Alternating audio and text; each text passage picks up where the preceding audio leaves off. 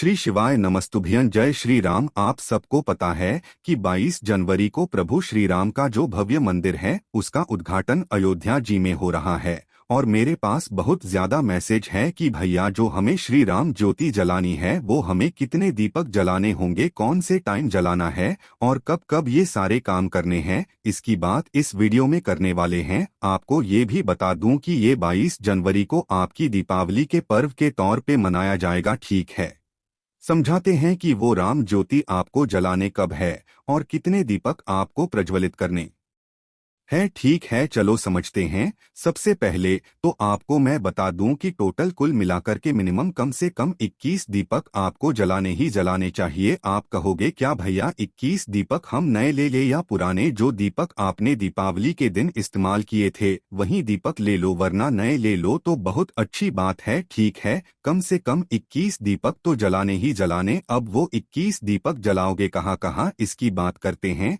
देखो, आपके घर में कहीं पे भी भगवान श्री राम की कोई भी फोटो, मूर्ति, प्रतिमा हो, वहां पर आपको कम से कम एक अखंड दीपक जलाना ही जलाना है कि वह दीपक पूरी रात चले हैं। ना कौन से तेल का दिया जला आओगे, तिल के तेल का दिया, अखंड दीपक आपको जलाना है। अगर आपके घर में भगवान श्री राम की फोटो, मोती प्रतिमा हो, भगवान विष्णु की हो, भगवान कृष्ण की हो, किसी की भी हो, उनके सामने लगाना। ठीक है, 21 में से एक दीपक तो आपने अखंड दीप लगा दिए। जो 2 दीपक आप जलाओगे, जो आपके घर का मेन गेट नहीं होता है जहां से हम लोग एंट्री लेते हैं, एक दीपक यहाँ पे जाओगे, एक दीपक यहाँ पे, और ये दोनों दीपक लंबी बत्ती के होंगे जिसमें 2 बत्ती लगाएंगे, जलाएंगे सिर्फ एक ही बत्ती। जैसे ये दीपक है, इस दीपक में एक बत्ती ऐसे लगाओगे, एक बत्ती ऐसे, और जलाओगे कोई भी एक बत्ती, बस उस बत्ती का मुख्य साउथ डायरेक्शन नहीं हो है ना। तो यहाँ पे हम लोगों ने 3 दीपक तो समझ लीजिए, बाकी के बचे हुए दीपक जैसे हम लोग अपने दीपावली के पर्व पे अलग अलग जगह पे घर में रखते हैं, अपने अलमारी के ऊपर, नल के पास में, सीढ़ियों के ऊपर है ना, सभी घर की चौखट पे। इसी तरीके से जितने भी बचे हुए दीपक आपके पास में है उन सभी दीपक को दीपावली के तौर पे भगवान श्री राम के भव्य मंदिर के उद्घाटन के तौर पे आपको अपने घरों में जलाना चाहिए।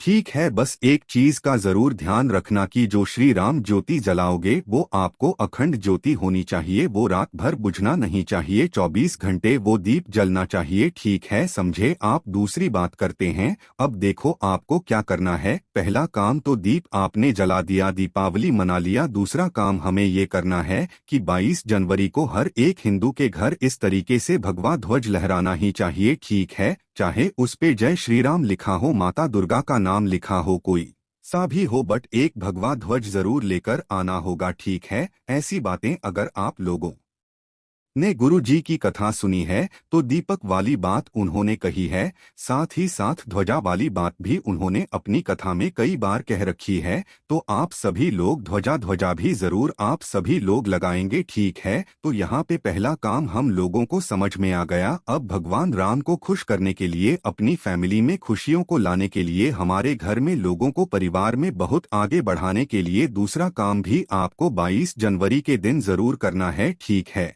ये सारे काम जो दीपक जलाने वाले होंगे ये आपको करने होंगे शाम के टाइम पे, प्रदोष काल में। सुबह का टाइम नहीं करना कुछ भी, शाम के टाइम पे प्रदोष काल में। लेकिन ये जो दूसरा उपाय आपको बताने जा रहा हूँ जो आपको श्री राम मंदिर के उद्घाटन के अवसर पे करने हैं, वो कभी भी कर सकते हो। ठीक है, सुबह, दोपहर, शाम। यहाँ पर एक आपको माला दिख रही है, ठीक है, ये है माला, इसको बोलते हैं वैजयंती माला। क्या बोलते हैं? वैजयंती है माला। आपको कहीं पर भी किसी भी पूजा पाठ के स्टोर पे मिल जाएगा। आपको क्या करना है, आपके घर के आसपास में कोई भी भगवान विष्णु का मंदिर हो, सिर्फ और सिर्फ, किसी और देवता का नहीं, सिर्फ और सिर्फ भगवान विष्णु का मंदिर हो तो वहां पे ले जा करके उनके गले में वैजयंती माला आपको पहनाना चाहिए। ठीक है, जिस दिन भगवान राम अपने घर में विराजमान हो रहा है, अपने भव्य मंदिर में विराजमान हो रहा है, उस दिन जो भी व्यक्ति भगवान विष्णु को वैजयंती माला पहना देता है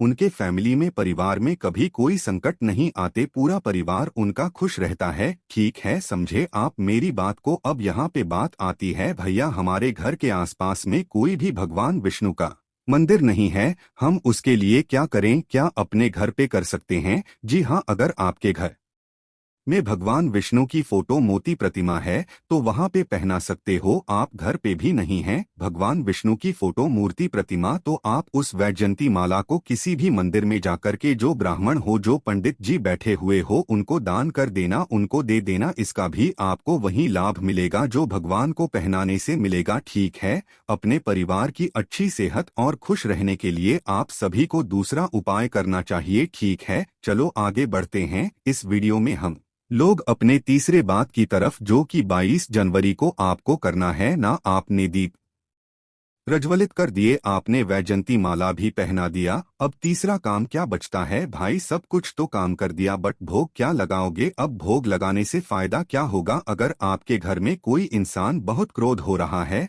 मतलब घर में आपके शांति नहीं है ना, तो आपको क्या करना होगा? आपके घर में कितने जन हैं उनके हिसाब से, और प्रभु श्री हरि नारायण और राम जी के भोग के लिए आप बूंदी जो स्क्रीन पर दिख रहा है, या बूंदी ले लीजिए 100 ग्राम 50 ग्राम जितना हो सके आप लेकर उनके भोग लगे। इससे आप सभी के घर में सुख शांति और समृद्धि का वास होगा और प्रभु श्री राम की कृपा आप पर बनी रहेगी। सभी लोग यह उपाय शाम के समय प्रदोष काल में करें, इसे आपके घर में सुख शांति समृद्धि और धन का वास होगा। आप सभी अपना जयकारा तो आप सभी कमेंट में जय श्री राम श्री शिवाय नमस्तुभ्यं अवश्य लिखें।